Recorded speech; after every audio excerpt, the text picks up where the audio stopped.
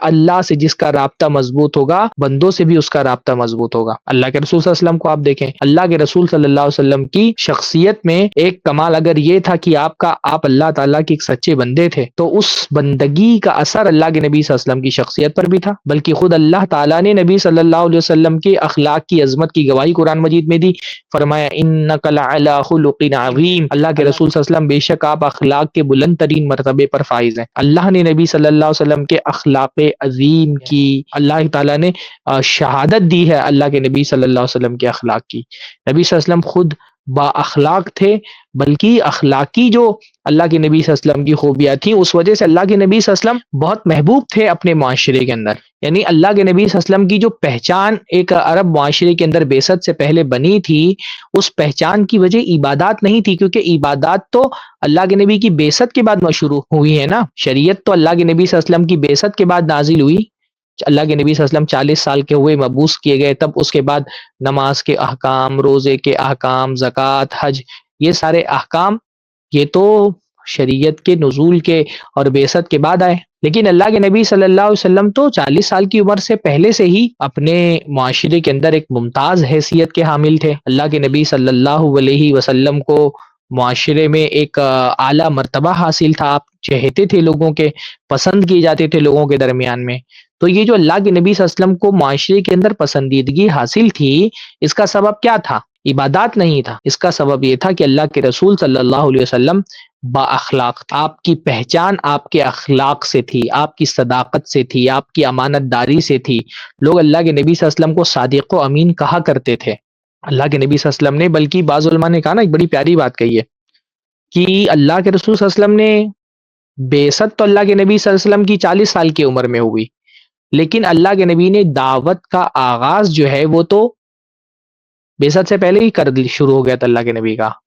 اور وہ کیسے شروع ہوا تھا؟ وہ ہوا تھا اللہ کے نبی کے اخلاق سے۔ یعنی اللہ کے نبی نے 40 سال کی عمر کے بعد جو دعوت کی بنیاد رکھی ہے نا، اس بنیاد میں اللہ کے نبی صلی اللہ علیہ وسلم کے وہ اخلاق شامل تھے۔ یعنی جو اللہ کے نبی کی 40 سالہ زندگی ہے نا، وہ ایک طرح سے اس دعوت کی عمارت کی بنیاد تھی جس کو اللہ کے نبی نے 40 سال کے بعد تعمیر کیا۔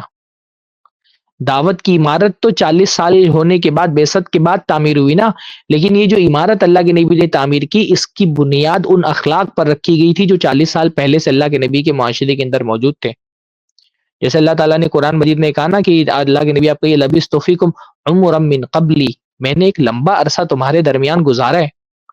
یعنی اللہ کے نبی صلی اللہ علیہ وسلم نے جب نبوت کا دعویٰ کیا تو اس نبوت کے دعوے کے پیچھے جو سب سے مضبوط دلیل تھی وہ کیا تھی؟ کہ میں جھوٹا نہیں ہوں، تم مجھ کو جانتے ہو، میرے اخلاق سے، میرے کردار سے، میرے رویے سے، میرے معاملات سے تم لوگ واقف ہو۔ کیا میرے بارے میں یہ بات سوچ سکتے ہو کہ میں اللہ تعالیٰ کے بارے میں جھوٹ بولوں گا کہ اللہ نے مجھ پر وحی نازل کی ہے؟ جو اللہ کے نبی کی دعوت کی بنیاد بنی وہ اخلاق ہیں اللہ کے نبی صلی اللہ علیہ وسلم کے۔ جو پہلا اللہ کے نبی صلی اللہ علیہ وسلم نے اپنا دعوتی خطاب کیا قریش والوں کو جمع کر کے کوہ صفا پر، اس خطاب میں آپ دیکھیں اللہ کے رسول صلی اللہ علیہ وسلم نے اپنی دعوت کے لیے کوئی قرآن کی آیت نہیں پیش کی، اللہ کے نبی نے کوئی سورت نہیں سنائی پڑھ کر کے۔ اللہ کے نبی صلی اللہ علیہ وسلم نے اپنے اخلاق کو، اپنے کردار کو، اپنے نبوت کے دعوے کی صداقت کے لیے بطور دلیل پیش کیا۔ اللہ کے نبی نے اپنی نبوت کے دعوے کی صداقت کی دلیل کے طور پہ اپنے پہلے خطاب میں قریش والوں سے اپنے اخلاق و کردار کو پیش کیا۔ اللہ کے نبی نے پوچھا کہ یہ جو تم دیکھ رہے ہو پہاڑ، اگر میں کہوں اس کے پیچھے سے ایک فوج ہے جو تم پر حملہ آور ہونے والی ہے، تو میری بات مانو گی کہ نہیں مانو گے؟ تو لوگوں نے کہا ما جربنا علیک الا صدقا، کہ محمد آپ کے بارے میں ہمارا تجربہ ہے کہ آپ جھوٹ نہیں بولتے، آپ کے بارے میں صرف سچ کا تجربہ ہم نے کیا کہ آپ سچ ہی سچ بولتے ہیں۔ تو اگر تم یہ کہو گے کہ کوئی فوج حملہ آور ہونے والی ہے تو ہم کیوں نہیں مانیں گے، ہم ضرور تسلیم کریں گے۔ تو اللہ کے رسول نے پہلے اپنے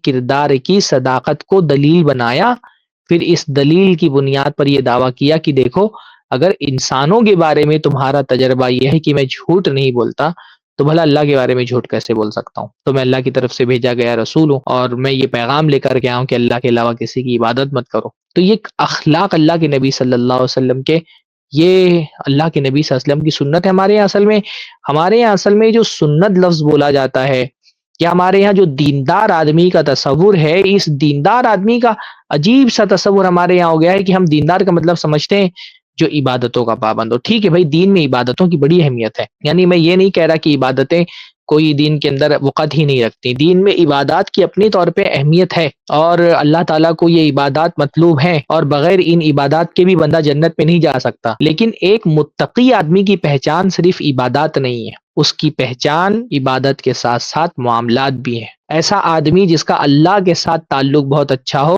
لیکن بندوں کے ساتھ تعلق اچھا نہ ہو، ایسا آدمی دیندار کہلانے کا مستحق نہیں ہے۔ جو سچا دیندار ہوتا ہے نا، اس کا اللہ سے بھی معاملہ اچھا ہوتا ہے، بندوں سے بھی معاملہ اچھا ہوتا ہے۔